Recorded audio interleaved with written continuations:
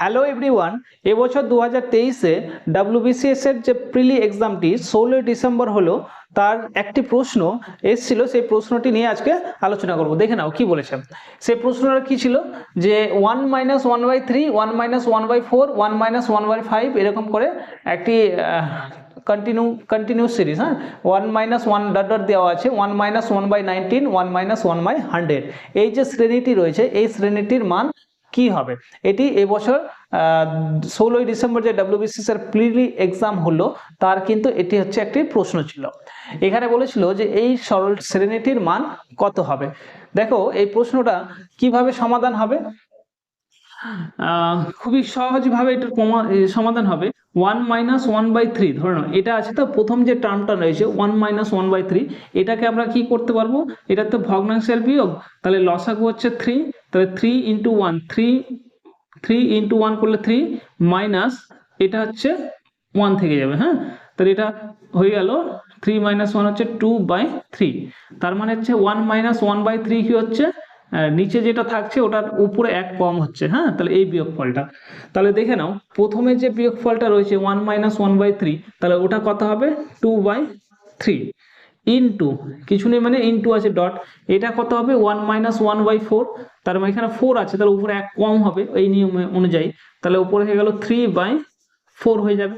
ঠিক আছে, পরেরটা দেখো 5 আছে, 1 - 1/5, তাহলে এখানে 5 আছে, তাহলে উপরে এক কম হয়ে যাবে, তাহলে এটা হয়ে যাবে 4/5 ইনটু ডট ডট দেওয়া আছে, চলতে শুরু করলো কোথায় গিয়ে, লাস্ট টার্মের আগেরটা কি হবে, এখানে 99, তাহলে তার আগেরটা কি হবে 98/99 ইনটু, তাহলে এখানে 100 আছে, তাহলে তার আগেরটা কত হবে 99/100 হয়ে যাবে। ঠিক আছে, তাহলে এই ভগ্নাংশগুলোকে যদি আমরা ভেঙে দিই, তাহলে আমাদের এইরকম ফরম্যাটে আসবে।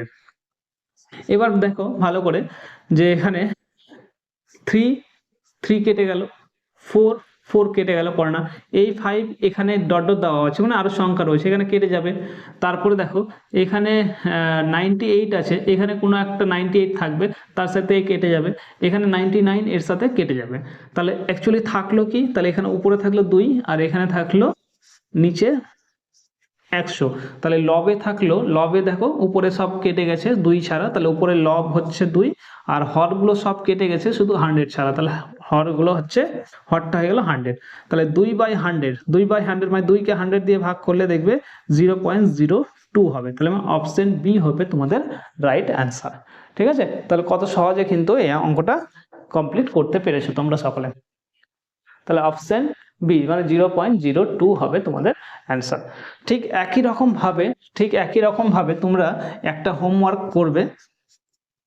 এই কোশ্চেনের প্যাটার্নটা থাকবে 1 + 1/3 into 1 + 1/4 into 1 + 1/5 into dot dot dot দেওয়া থাকলো 1 + 1/99 ইন্টু 1 + 1/100।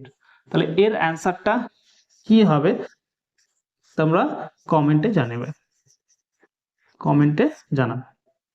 ঠিক আছে।